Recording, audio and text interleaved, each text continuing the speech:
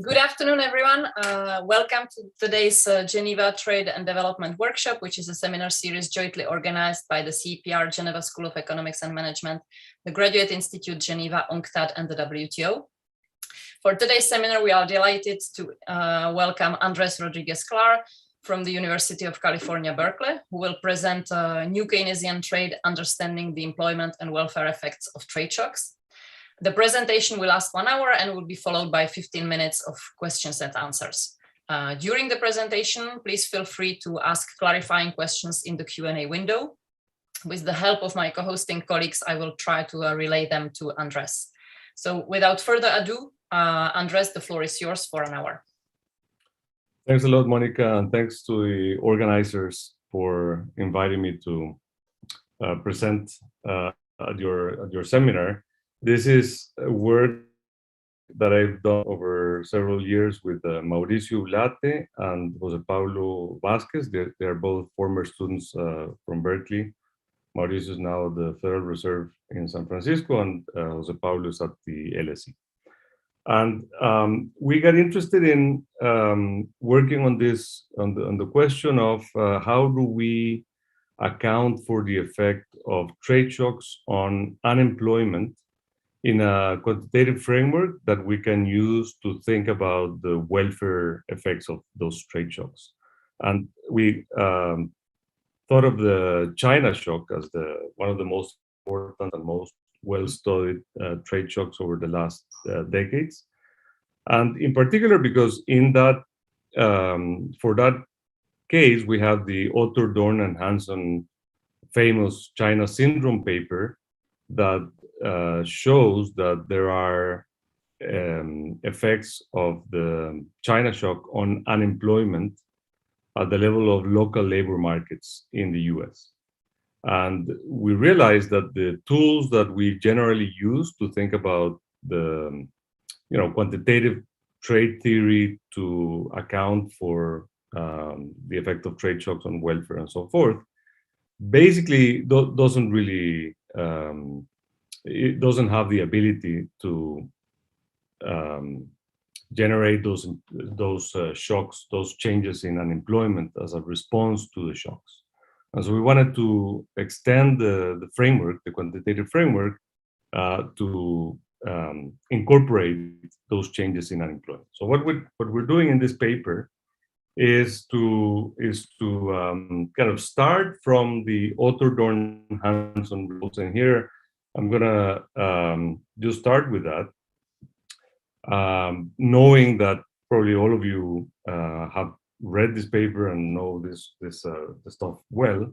What we're showing here are the coefficients of the effects of the China shock, seen as $1,000 increase in exposure of the each of the commuting zones in the US to the China shock, and then the effects that generates on unemployment, not in the labor force, and population and other variables that I'll discuss later. So the first one, that's the one that we're kind of started our interest in doing this paper. So we see that there's an increase in unemployment in convenience zones most affected by the China shock, more exposed to that. There's also a decline in people participating in the labor force. And although not really significant, there is a negative but not significant effect of the, not statistically significant effect of the China shock on population, meaning people migrate out of the state. And there's ongoing controversy about the extent to which there is or there isn't. In this paper, we're going to use this number. We're going to calibrate a model and target these three numbers, knowing well that this is not significant, and we'll talk about what happens if we set it to 0. But kind of the spirit of the paper is we want to be able methodologically to match coefficients that are non-zero in these 3 lines. And then these are other numbers, variable results from ADH that we are not going to target, but we're going to explore how well our model ends up dealing with those additional results. So we start with if we start with a quantitative trade model, in the standard case, all effects are on wages and prices. And so you can see the impact that it has on reallocation. You can see how it affects trade flows and wages and prices, and hence welfare. But typically in these models, we basically have a perfectly competitive labor market with a perfectly inelastic labor supply, so that there are no effects on employment. And so a first line of change that has already been done widely in the literature recently is to basically have the labor supply curve be upward sloping. And so in that way, if a shock lowers a country's terms of trade, that would lower the real wage. And so people would just slide down their supply curve, and there would be a decline in employment. One limitation of that is that to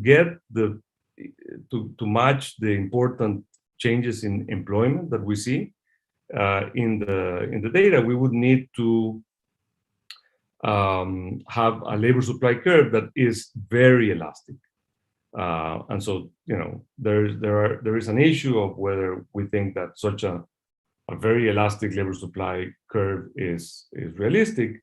And then this is important because, of course, if all the changes in employment are voluntary, then it means that this is actually an escape mechanism for people to leave the labor force and just go do something else, go to home production, let's say, or just enjoy leisure.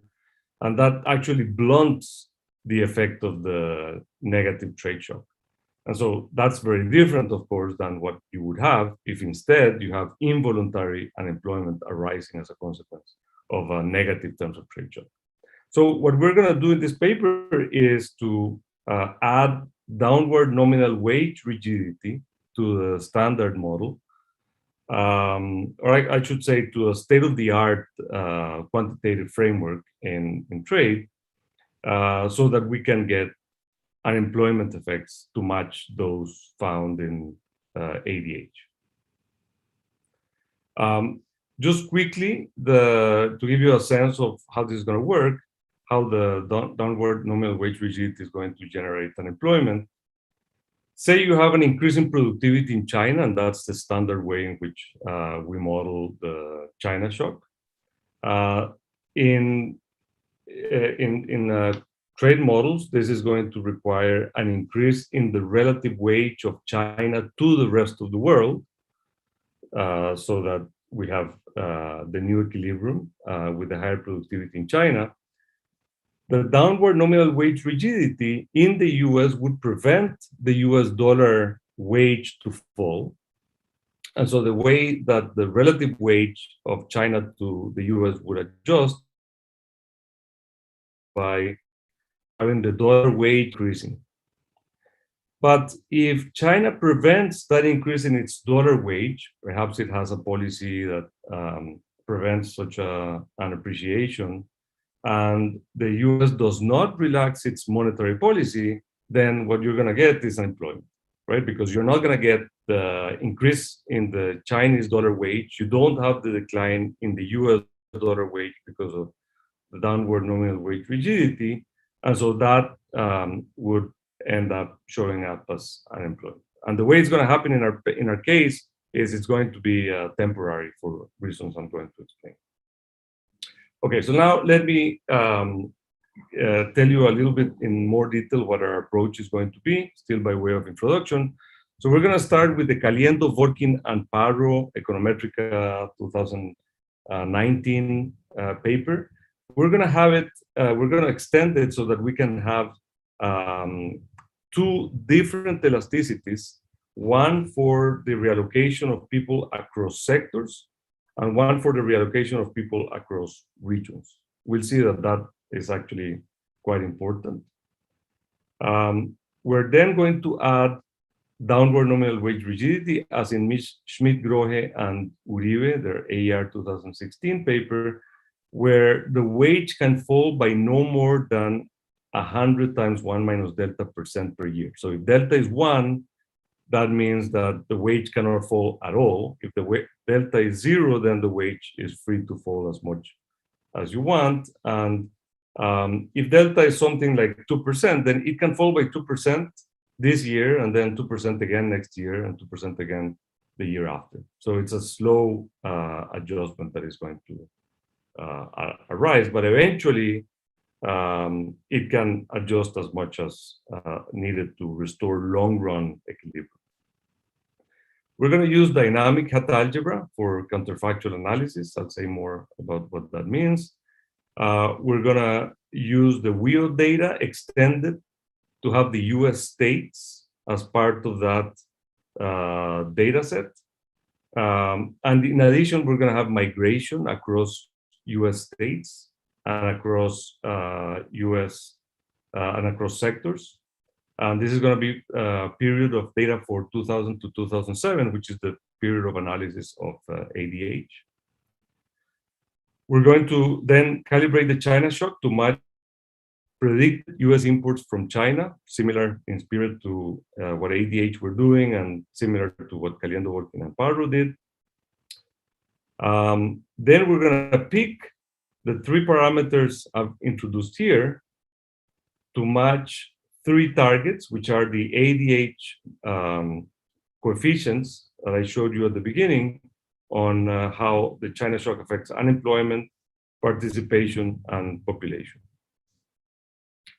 And finally, once we have that calibrated model, we'll study the implications for employment and welfare. As a preview, our findings are as follows. We find that with reasonable parameter values, we get a good fit, obviously to the targeted moments, but to the non-targeted moments as well. And we find that the rigidity has important effects at the state level. I should have said, whereas ADH did their labor markets were at the convenience zone level, ours are going to be at the state level, because that's where we have the necessary data to implement our approach. So at the state level, there's one state that loses with no downward nominal wage rigidity. So if we just ignore that, basically the China shock is a positive shock for most states, right? Because their terms of trade improve. It's true that there's some sectors that now face tougher competition, but overall, consumers are going to be better off and the real wage would increase. If the real wage increases, then the employment is going to increase along their upward sloping supply curve. Only one state actually experiences a negative terms of trade shock, as one would define it in a standard model, in a standard trade model. But once you allow for downward nominal wage rigidity, there's now 8 states that lose. So that means that states that experience a terms of trade improvement are actually going to lose. 7 states are in that situation. And then there's other states, 23 states that don't lose in terms of welfare, but do experience declines in employment because of the adjustment that happens in the transition. At the aggregate level, we can use our model to say what happens to overall unemployment in the US, and we find that the year where these effects would be stronger is 2004, where there would be a 0.75 percentage points increase in unemployment and a 0.25 decline in the labor force participation. And in terms of overall welfare, the rigidity relative to a world without rigidity, having rigidity reduces average welfare, this is across US states, by between 1/4 and 1/3 of what you would have in the case without rigidity.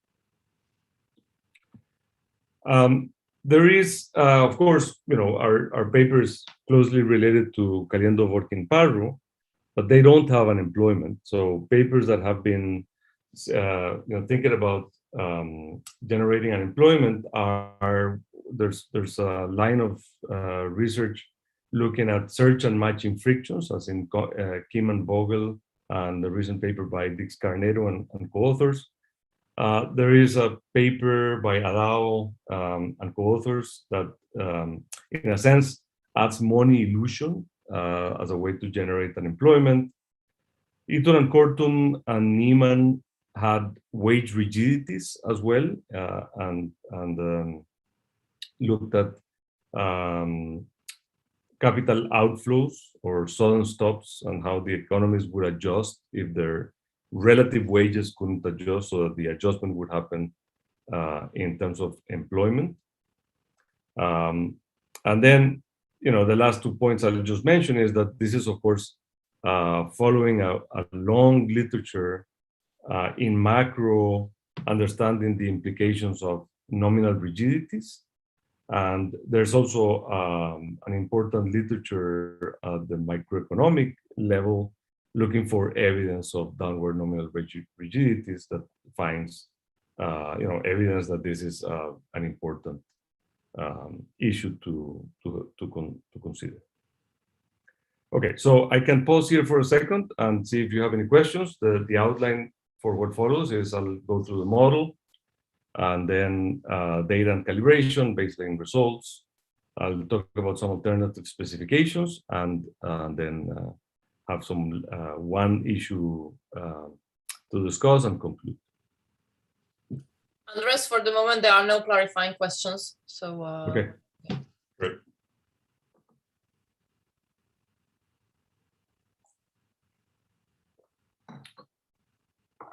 Very good. So in the model, we're going to have I regions, M regions outside the US, and then the rest inside the US. So we're going to treat all non-US countries as if they were just a single labor market. So there's no mobility across countries. There's mobility across regions within the US, but for other countries, they're composed of just one region, one labor market. So we don't worry about migration there.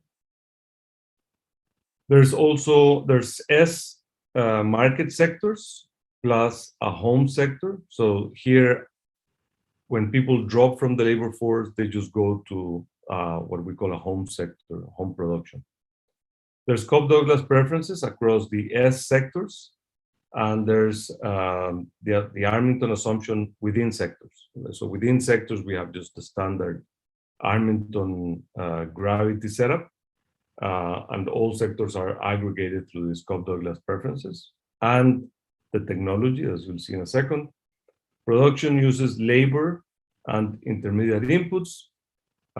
Preferences and technology is as follows. So the price index this is the consumer price index, is just going to be the price index of each of the sectors. This is all at time t, aggregated with these alphas, which are the expenditure shares. And then those price indices are the prices of the goods that country J can source from each of the other countries, indexed here by I, in sector K, aggregated CES with elasticity of substitution sigma K to get that price index. This is just within sector Armington CES standard assumption. And then here, this price of the good from country I in sector K at time t for delivery to destination J is the iceberg trade cost, some productivity term, and then just a kind of standard Cobb-Douglas unit cost function that has inputs the wage and the price index for each of the sectors, with these phi's that are just the Cobb-Douglas input-output coefficients that we're going to use. So this whole thing is kind of a la Caliendo-Parro 2015. So it should be familiar, hopefully, to most of you. We're going to allow for, so we need to connect to data that has trade deficits. And so we're going to follow standard practice in the field, which is that we're going to have those deficits be exogenous as reflections of transfers across countries. So those are those deficits. And then the value of consumption in a country is just the value of wages for people employed in the different sectors. And the equilibrium in sector S, country I at time t, is the revenues are just going to be equal to the sales. So these are purchases by country J of good S, and then this lambda are trade shares. So this is how much of that is spent on goods from I, aggregate across J, that gives you total final demand for sector S in country I. And then here you're just adding demand for good S as intermediates in the input-output system in countries, all countries J, and again added up with the lambdas, which are just the standard CES trade shares. Labor market clearing is simply that the labor share in sector K multiplied by revenues in sector K gives you total wages in sector K. And if we were in a standard trade model, what we would be doing here is, if we had free mobility, we would just say all labor across the different sectors, all employment has to be equal to a perfectly inelastic labor supply in country I at time t. And that would be the end of that. By free mobility, we then would mean that YIKT would be just YIT. Right, but we're not going to have free mobility. And we're going to have this idiosyncratic shocks affecting people's amenities of working in different sectors, and that's also going to generate differences in wages. Okay, so that's all about the assumptions regarding labor supply. So as in the Caliendo, working, and Paro setup, we're going to have agents that can move across sectors and regions within the US, and only across sectors in other countries, because, as I said, there's just one region in each of the non-US countries. There's forward-looking agents with perfect foresight, and they move subject to reallocation costs. So when they move today, they're going to incur a cost to move from one sector state to another sector state. And because of that cost that is born today, they have to take into account what's going to happen in the future. So they have to form expectations about the future trajectory of wages and unemployment, in our case, everywhere. And that's something that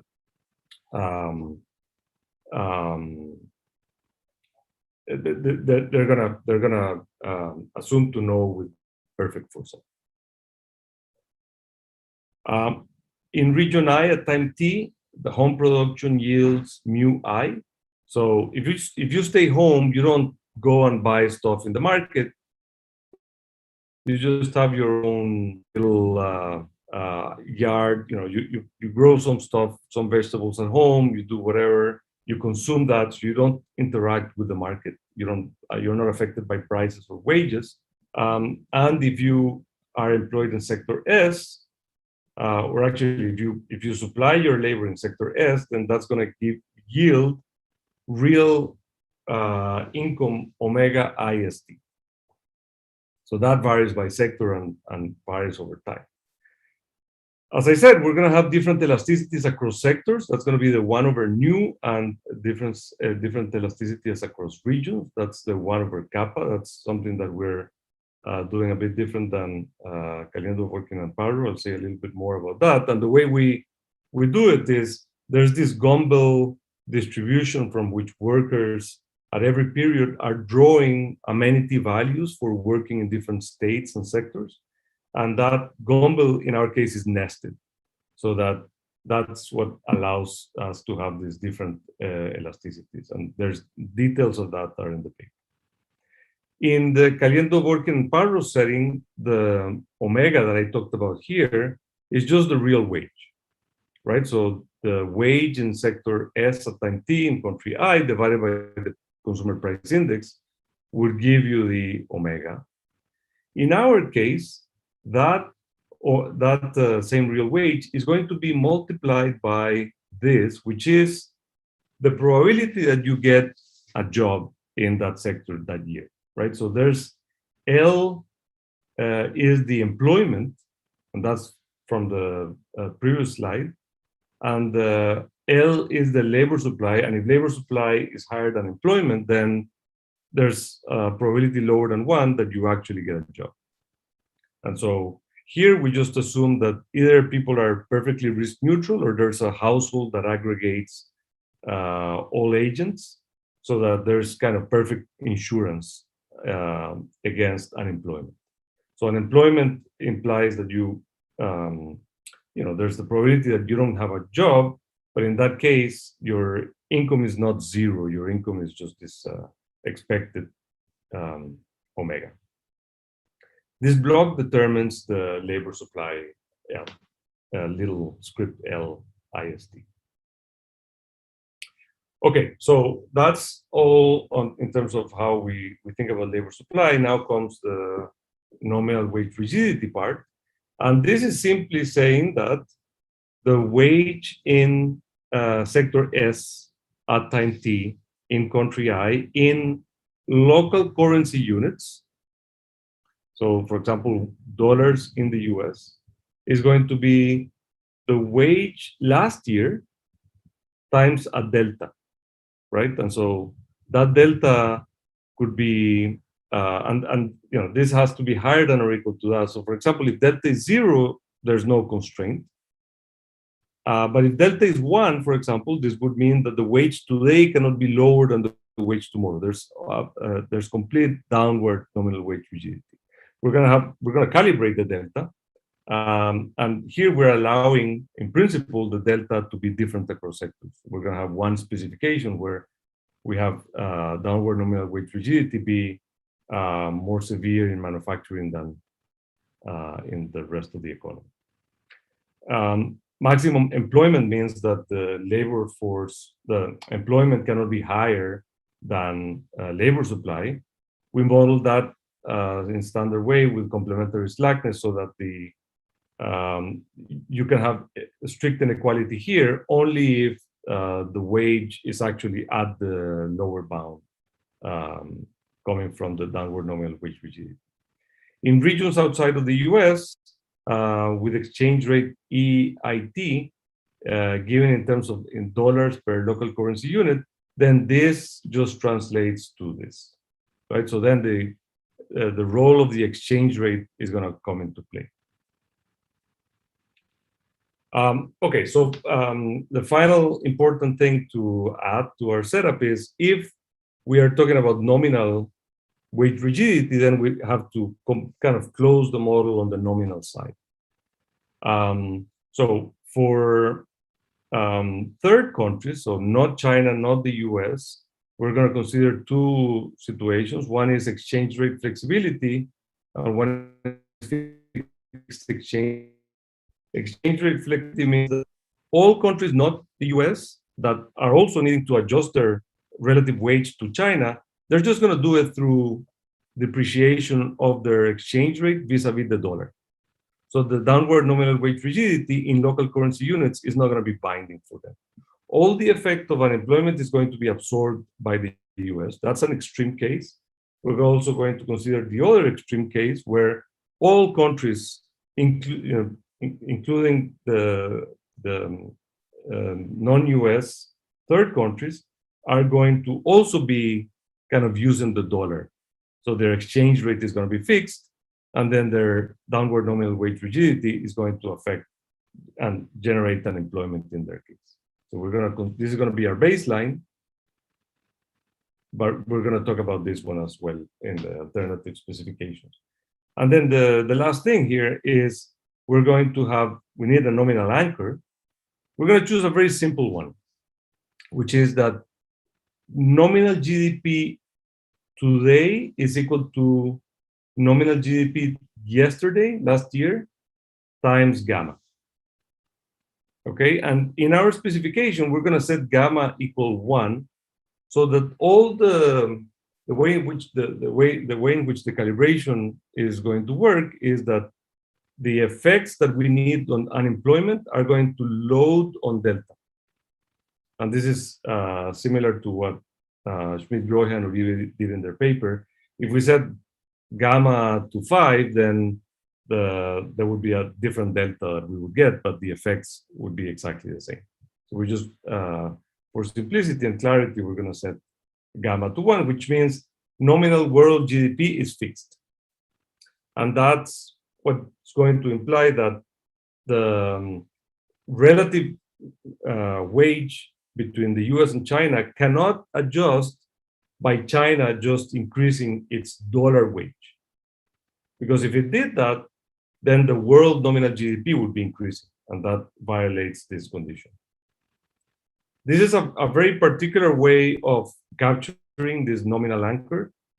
It's a simple way to use in our model to solve things, and our kind of more, our interpretation of this is that it's something closer to what I said in the introduction, where China is preventing the dollar wage from increasing, and the US is failing to inflate, so that then that combined with the nominal wage rigidity in the US prevents the adjustment of the relative wage. Okay, the way we're going to solve this is with dynamic Hat algebra. So what that means is that we're going to start with a model that in year 2000, we're going to assume it's in steady state with no unemployment. So the world is, it's in steady state. And then agents learn in 2001 that there's this China shock that is going to happen. And they learn it with perfect foresight. And we're going to use this notation, x dot, this is from CDP. So x dot is the relative changes in any of the variables from t to t, from t minus 1 to t. And x hat is the difference between the counterfactual and the factual x dot. There would be a trajectory in the factual. In our case, since we started at steady state, all those x dot in the factual would be 1. And then you get the China shock, and then you're going to have these x hats, which are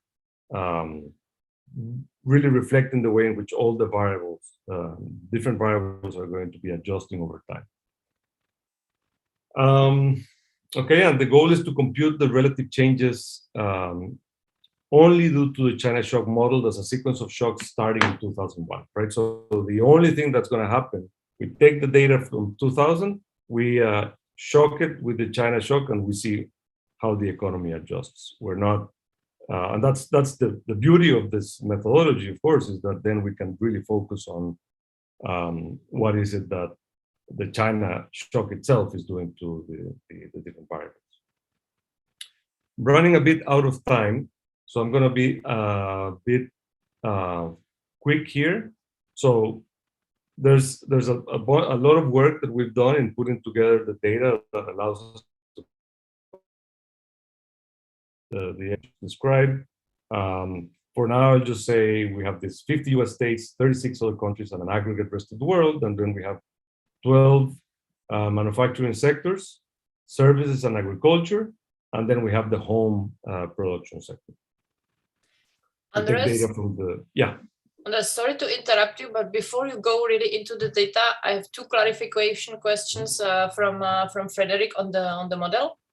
Yeah. So one is regarding the parameter that enters the wage rigidity, the delta. Mm-hmm. So you have it sector specific. And the question is, could it be country specific, or could it be both country and sector specific? That's right. That's right. In fact, in a sense, what we're going to do when we allow all the other countries, not US, to depreciate, in a sense, is as if we were doing delta I, S. And for those countries, there was no wage rigidity, because in a sense, they can just, their dollar wage can fall as much as needed to get full employment. And so it is exactly like that. So yeah, we allow for that. In the baseline, the delta is going to be the same across sectors. But as I said, there is one very interesting alternative specification where we say the rigidity is only in manufacturing. And that appears to work very well in some respect. And you had another question? Yeah, thank you. A second question, also from Frederick, about the nested gamble. The way, which way are they nested? Is it location upper tier and sector lower tier, or vice versa? The first one. So the specification is going to impose that the elasticity of substitution in moving across sectors, in moving across regions, is lower than the elasticity of substitution in moving across sectors. And that's something that we choose because that's what the data reveals. One could, of course, do it the other way around. Okay, thank you. Yep. So that's all for the moment. And just to let you know, you have about 23 minutes now. Okay. 23? Yeah. But I have to stop. At this 5. Is for slides? At 5. Okay. I thought it was 45 minutes of presenting. No, 1 hour, and then we have a 15 minutes Q&A. Okay, great, thanks. Okay, so that's the data. Again, you can read details of it in the appendix, so I'm going to skip that. We need to put together an exposure to China. So remember, the targets in our calibration are those ADH coefficients. Those ADH coefficients are regressions of how, at the level of each at the level of each local labor market, there are changes in not in the labor force and unemployment and so forth for each $1,000 of exposure in that local labor market. So for our calibration, we're going to run those regressions in our model, and we're going to look for the parameters that imply that those coefficients that we get from those regressions in our model are the same as the ones that ADH got in the data. And so we need an exposure measure. So our exposure measure is very close to what the ADH had. So this is the change in US imports from China from 2000 to 2007, divided by the size of that sector in the US in 2000, and then aggregated to the community, to the state level, according to the employment shares in 2000. And there's a hat here because these are the predicted change in exports from China to the US in each of the sectors, a la ADHs. Okay. And then we need to calibrate the technology changes in China. And what we're going to do here is we want to allow those, this is all going to be productivity shocks that happen in China in each sector year. So in principle, we would have, these hat changes in China sector S at time t. So for 12 sectors in manufacturing over all these years, we're going to restrict the types of variations so that it's all coming from sector level shocks that happen kind of in the same way every year, and year level shocks that can vary over time. So in a sense, some sectors you're getting big shocks than others in the 2007 period, but then in some years, all of those shocks are stronger than others. And then we do a procedure, we follow a procedure that is similar to the one that Caliendo, Working, and Parro used. Basically, we extract from the actual variation the one that can be projected on how other rich countries are importing more from China. And then we use that for our for the calibration of those time and sector level productivity shocks. So that's calibrating the China shock. Of course, this is all something that we're going to have to do for each set of parameters, right? So once we pick the set of parameters, then we would pick these A hats following this procedure. Now, what are those parameters? We're going to set the trade elasticity to 5 in all sectors. So we're just keeping this very simple in that part of the model. As I said, we're having gamma equal 1. So remember, that's the nominal anchor. That's the rate at which the nominal world GDP can grow over time. So that's set equal to 1. So the burden in generating unemployment is all on delta. The baseline is exchange rate flexibility in other countries. And then we match ADH on unemployment, participation, and population. Those 3 moments that I had circled in red in the first slide. That was 0.22 percentage points increase in unemployment relative to population, 0.55 decline in labor force participation relative to population, and then this 0.05% fall in population for each $1,000 of exposure to China shock. Again, this is the one that is shaky. It's kind of smallish and also not statistically significant. We're going to go ahead and match it in our baseline, but then we're going to have a specification where we set it at 0. And actually, we have other specifications where we increase it or lower it and see how sensitive the whole thing is to that number. The results that we get are that the delta is 0.98, the nu is 0.55, and the kappa is 12. Just to give you a sense, the delta of 0.98 implies that the wages can fall by 2% per year, no more.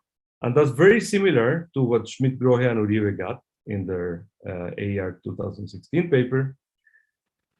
These results, just one note about them, they imply, you can immediately see they're very different.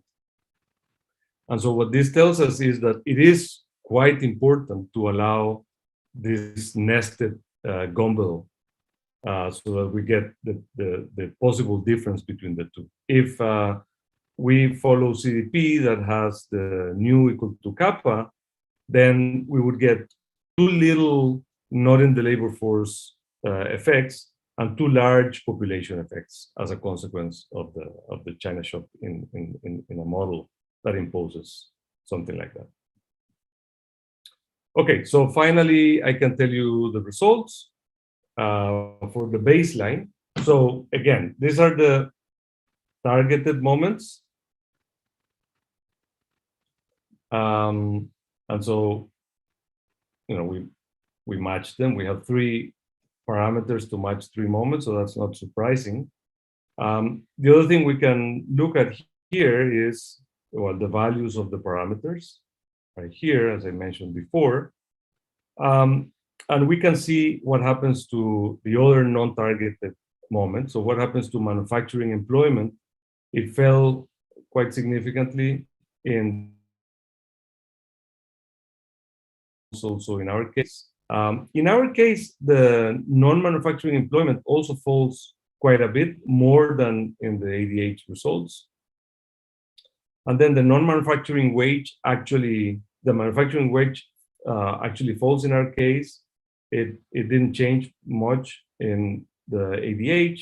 What changes a bit is what falls really is the non-manufacturing wage, and that's also something that we get. So in the other numbers I'm going to show you in a bit, we actually do better in these respects. So I'll say something about that in a bit. But first, let me kind of give you a little bit of more detail about what's going on and also some intuition. So there's 50 states, and so we're looking at what's happening in each of them here in this table. There's one state that actually the exposure to China is so strong that the terms of trade are actually deteriorating for that state. There's only one state that is like that. For 49 states, the China shock is a positive terms of trade shock. Now, look at these 7 states. They're experiencing a positive terms of trade shock, and yet their welfare is falling and employment is falling in the transition. In steady state, employment is going to increase because eventually all this unemployment happening in the adjustment because of the downward nominal wage rigidity kind of resolves itself when the wage can adjust enough. And so there's, in the end, the fact that the shock was positive manifests through higher employment in steady state. People go up their labor supply curve, and so they leave home and they work more. But that's not what happens in the transition. In the transition, you get the problem of unemployment because the wage would need to fall. Then we have these 23 states where it's also the case that employment falls in the transition, but in a sense, the terms of trade improve enough that welfare is still increasing. And then there's 19 states where it's a positive terms of trade shock and sufficiently good that employment doesn't fall at all. So one thing that kind of puzzled us and thought it was interesting to just explore intuitively more is how is it that a positive terms of trade shock can lead to a lower welfare?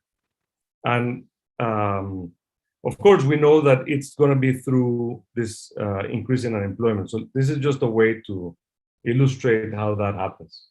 So think about a simple small open economy facing trade with the rest of the world. This is the wage in that economy, and then this is the labor supply and labor demand given prices. And this is given producer prices and consumer prices. And now there is terms of trade shock that implies, let's say it implies a decline in the producer price index. That's why the labor demand curve goes down, right? So it's think about value of the marginal product of labor, P goes down. And so that implies that for any level of employment, firms are willing to pay less. But consumers are now experiencing a lower consumer price, higher real wage for any W, so they're willing to supply more. And the way we've drawn it here is in such a way that the labor supply curve falls or displaces more than the labor demand curve, so that the new equilibrium point would have a higher employment, right? So the wage is lower, but the real wage for consumers is higher, and that's why they're willing to work more.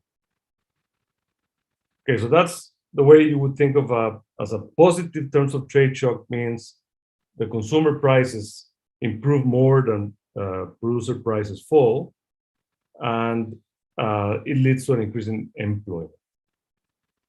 What happens with downward nominal wage rigidity? The basic idea is that you get the labor demand curve falling just as much as we had before.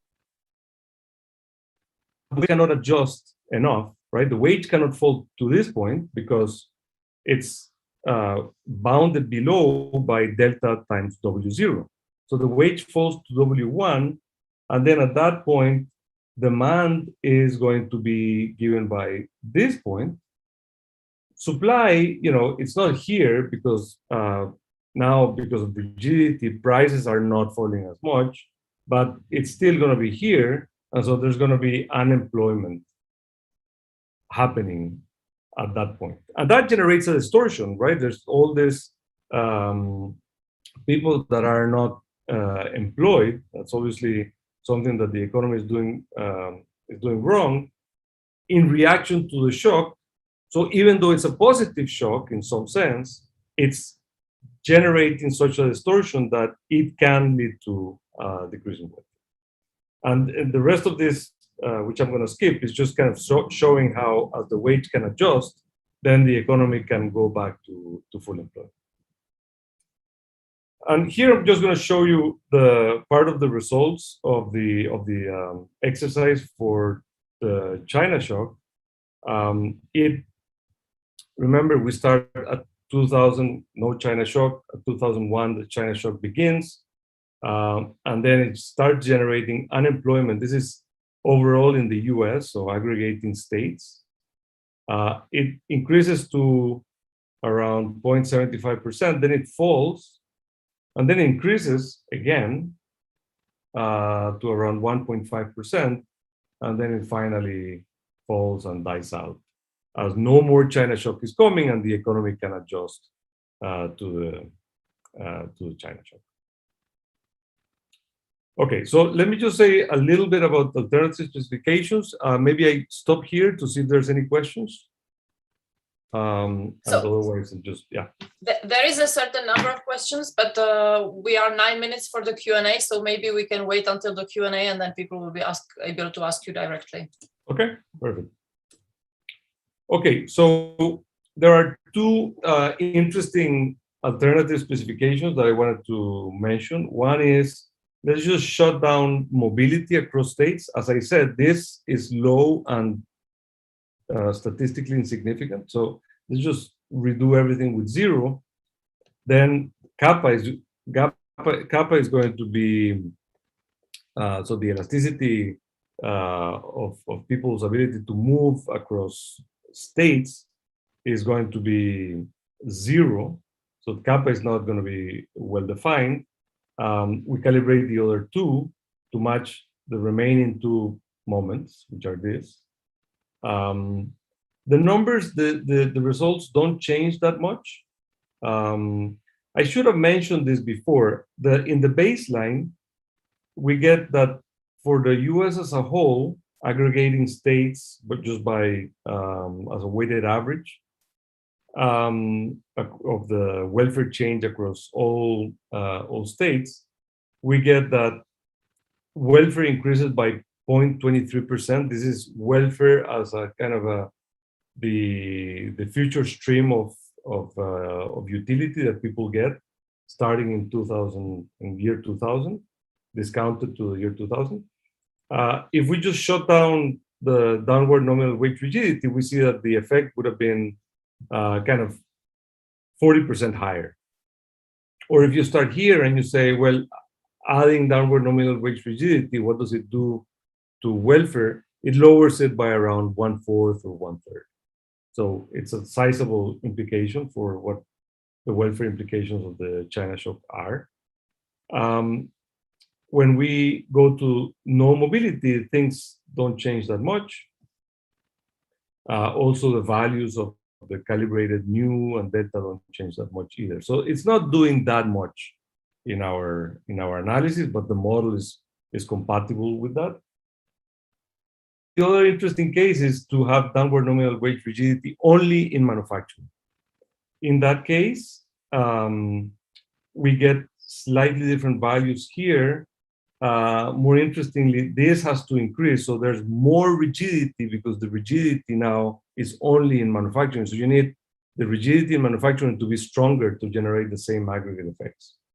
But what I wanted to emphasize in this case is that for the non-targeted moments, this model does extremely well.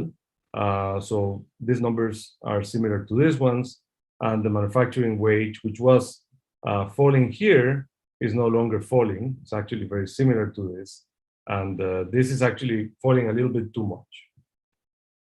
So this seems to be like a very good alternative specification.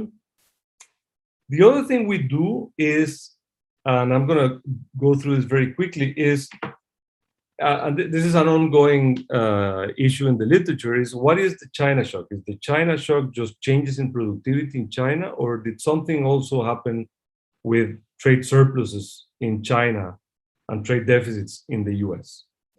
What we do in these two columns is to say, imagine that as part of the China shock, there is an increased deficit that the US has to absorb because of the increasing size of China and its surplus. So here we just say China runs a surplus, and is becoming a bigger part of the world economy, let's assume that all of that surplus that is becoming more important in the world economy because China is becoming more important, all of that is absorbed by the US as a higher trade deficit. How would that affect things? And here we say, not only are we tracking the increasing surplus of China because it becomes a bigger part of the world economy, but also because its own surplus relative to its own GDP is increasing, and we track that as well. So this is, we call it high because the increase in the US deficit there is higher, way higher than here. The only thing I'm going to mention here is that the welfare effect is actually falling a little bit as we go from here to here. And what's interesting about that is this is a transfer that China is giving to China, that China is giving to the US. A transfer should always be good, but this actually ends up lowering US welfare gains from the China shock, because now the US has to absorb that deficit in a scenario where you already have unemployment, and that unemployment in a sense gets worse because of the reallocations that need to happen across sectors to adjust to the higher deficit. So that kind of goes along with the narrative that this increased US deficits could have been, affecting the adjustment of the economy to the China shock.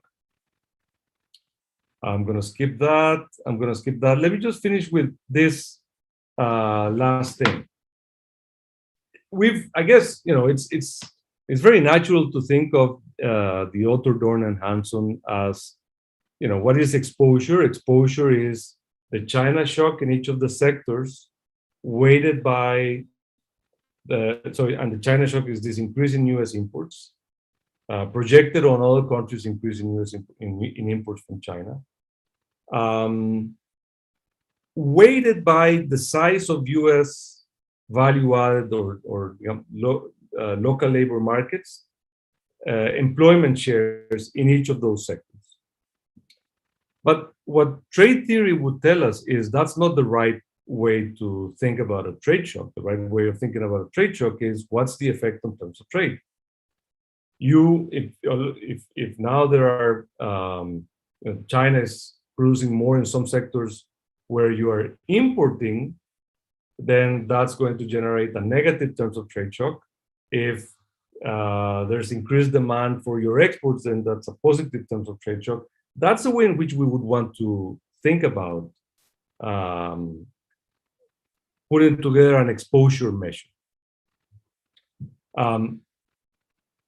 So what we did is we said, let's think about within our model, thinking about these two different exposure measures, the one dictated by theory, which is about terms of trade, and the one kind of the empirical one that ADH adopted.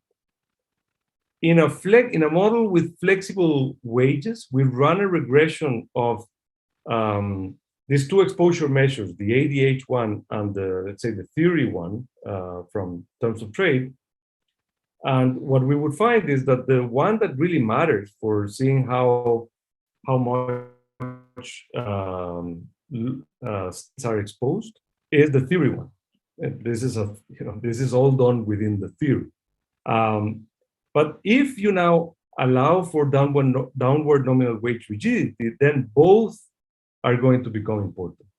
And that's for welfare. And then when we do it for employment, we get the same thing. No effect here, and then effect here. So what this is saying is that the fact that we have this ADH exposure measure having an empirical bite should tell us we need something in our models that allows that type of exposure measure to have that effect. And the downward nominal wage rigidity is a very natural one for the reasons that I went through as I went through here. Kind of this analysis shows how what's happening on just the producers and how they're adjusting to that shock, and ends up mattering quite a bit in a model that has downward nominal wage rigidity, and that's what the evidence in the ADH analysis seems to be pointing to. So I've reached the 10 a.m. Let me just say, we have this kind of headline number that welfare gains fall between 1/4 and 1/3, depending on the specification, the way the discounting and so forth. Downward nominal wage rigidity ends up doing a very, very good job. It's an easy addition to our state-of-the-art quantitative model to think about the way that shock matters for a country's reallocation, wages, and welfare. I finished with two caveats. One is a methodological caveat, and one is a substantial one. The methodological one is we're aware that the way we've done things here is using some kind of crude mechanical macro rules, like more importantly, the way in which we introduce the nominal anchor. It's not the full new Keynesian setup. We did that because we wanted to really be with the state of the art in terms of the trade techniques, and so we sacrificed on the macro side. And the substantial caveat is that there's a lot of insurance happening here, and so we're not capturing losses that would probably happen. We would probably see at a more granular analysis if we dropped the kind of insurance mechanisms or risk neutrality that we have in our model. So, we're saying downward nominal wage rigidity leads to an important modification in the way we think about the US adjusting to the China shock, but going more granular and taking into account that people may not be as well insured would imply even bigger adjustments to the welfare gains from the China shock in the US. Okay, thank you very much, Andres, for this super clear presentation and for perfect timing. So if anyone in the audience has any questions, please use the raise the hand button, and then I will unmute you and you can ask the question directly. In the meantime, there are some questions among the panelists. So Julia, Yuan, and Frederick. So Julia, maybe if you want to start. Okay, great. Thanks, Andres, for the presentation. I have a boring question that perhaps is connected to your last point. That is, I am not sure whether this matters or not, but one thing that came to mind was the targeting of these moments that in ADH are constructed at the commuting zone level with data that is at the state. So to a certain extent, the question is kind of the opposite of your substantial caveat, in the sense that the moments that you are targeting allow for more granularity, or were constructed with more granularity than your data. So I wonder if there is some loading on the unemployment, possibly, but I'm not sure. But sorry, this is not very well formed. But you see what I mean, right? Yeah. No, this is the role of that. Yeah, this is a very good point. We are targeting moments from a regression at the convenience zone level with a model that is at the state level. Because we need the trade flows, all the other. So Caliendo working power also did it at the state level for the same reasons.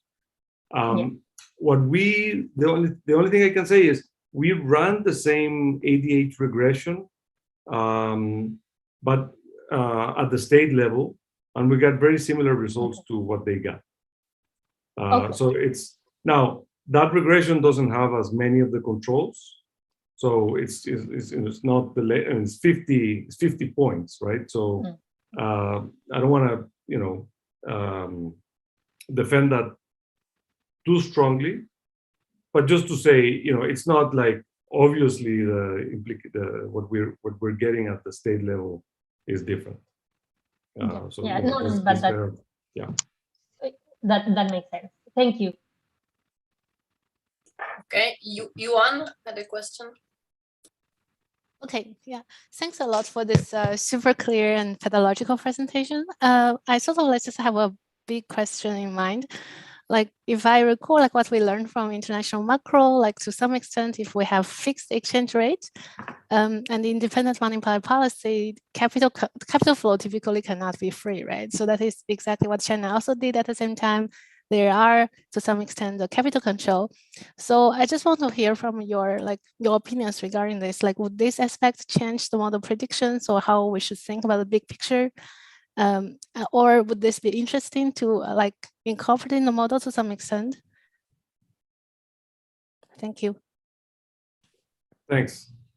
Yeah, that's also a very good question. I think that, as I said, one of the issues that we confront when we have a model like ours that we want to match to the data is we need to think about trade imbalances. And here we're following something in the literature that is not ideal, which is we have these trade imbalances being exogenous, kind of the other part of the coin of transfers that are taking place across countries.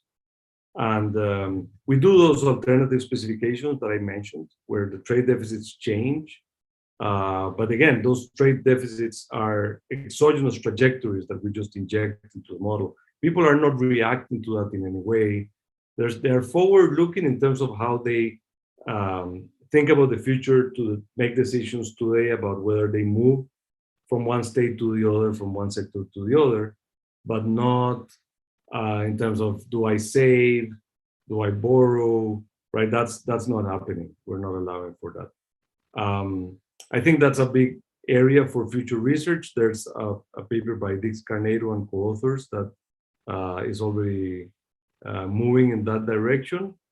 Once you go in that direction, then you need to take into account what's happening with interest rates. Are interest rates, are they all moving together because of fixed exchange rates, or are they, as monetary policy in each country allowing them to be different? So this is just a way of saying that's a good question on which I really don't have much to say, except it's an area for future research to try to integrate models that do all that we do on the trade side with more on the macro side. That's great. Thanks. Thank you. And there was Frederick, who had a certain number of questions. Thanks. I'll try to keep it to a few questions only. One just question of curiosity: which is the state that loses out? And among the 7 states that lose in terms of welfare, is there any interesting spatial or sectoral pattern, or even thinking about the electoral map? Is there anything interesting happening there? Just being curious.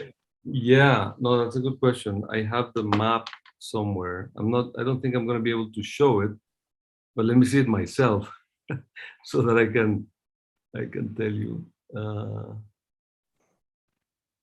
Yeah, there is some, as in previous, as in ADH and previous papers, there is some agglomerate, concentration of the states that are more negatively affected in the kind of eastern side of the U.S., the Appalachian region, that I remember, but I don't remember which is the one state. Jose Pablo is coming here to my rescue. Jose Pablo, you remember which state is the one that is negatively affected?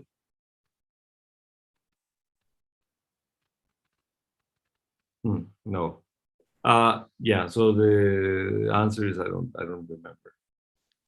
Okay, the other question I have is that there is no unemployment benefit or not risk aversion. Would it be straightforward to extend the model in those directions to make it more realistic? Because I guess that can be a very important margin of adjustment of attenuation of the effects. Yeah, that's a very good point. So the way it works here is this: there's full unemployment insurance, right? So in a sense, everybody in the same state sector is getting the same wage regardless of whether they are unemployed or not.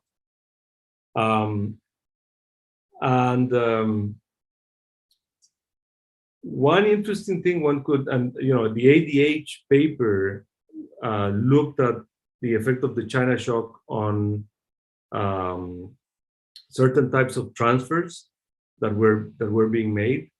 And that's interesting because those transfers would imply distortions depending on how they're done. And so they could affect the overall welfare implications of the shock. If you have transfers to people in certain sectors and certain states, then they may, depending on how you do them, if they're not lump sum, then you may affect the way in which people transition across sectors. And I think it's not terribly hard to incorporate that. Maybe in a model that doesn't have downward nominal wage rigidity, it's even easier. But if you wanted to do it in the model like that, then ideally you would have transfers. You would match it to actual transfers taking place from the federal government to each of the groups, and you would think about the effect that that would have on reallocation, and the way in which that would affect at the macro level, because now you have transfers inside the US in favor of states that are experiencing worse outcomes and higher unemployment implications. So that would have real effects as well. I worked a little bit on something like that a few years ago, and then the research went more in the direction of just focusing on the downward nominal wage rigidity. But I think it's something interesting to explore in future work. Thank you. And so, may I ask another question? So you're modeling the frictions to mobility across sectors and across regions using Goebel distributions. And trade economists usually use Fréchet. And these are two very different specifications. And of course, the quantitative results would be quite sensitive to the modeling choice. So I have two questions. One is, have you had a look at what happens if you model it as Fréchet? And if so, the other question is, how sensitive are the results to this modeling assumption? Yeah, so Goebel goes along with additive amenity draws.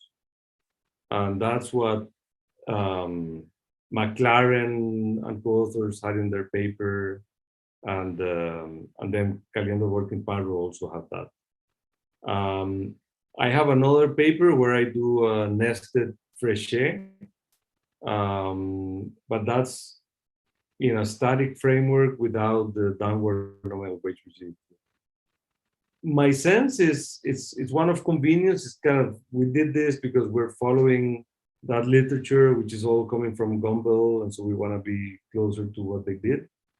I don't know that there's any strong implications. Maybe the boundaries of parameters are a little bit different. The elasticities, I think, can be wider in Goebel than in Fréchet, if I remember correctly. But it's just a matter of, do you have additive shocks or multiplicative shocks? Here the reason this comes in very handy is that there is, in the dynamic aspect, you have log utility. So the utility is log of consumption plus this amenity draws, and the log of consumption has implications for the intertemporal part, and that, I think, plays a role in the way in which Caliendo working and Paro can do their dynamic Hat algebra. So, I haven't tried to do the whole thing with Pareto and multiplicative shocks. So I cannot say much. No, more. but no, I see. You need Goebel and log utility, so that with the exponential of the log, you get the levels. Doing Frechet and levels would be a big issue for the interpole choices, because it would mean that the intertemporal elasticity of substitution in consumption is infinite. So, you do that for tractability reasons. There is no, I guess, there's no. Yeah, that's. I think that's right. Okay, thanks. Yep. Okay, so thank you very much. We are out of time. There is just one question that arrived in the Q&A right now, but I will send it to you by email, Andrés, because unfortunately we have to stop here. So thank you very much again for this super clear presentation, and thank you to everyone for participating in the GTDW. Thank you. That was fun. This is the last session before Christmas, so it's very early, but happy end of year festivities to everyone. Thanks, Bye. everyone. Thank you. Many thanks. Bye bye. Bye bye. Bye.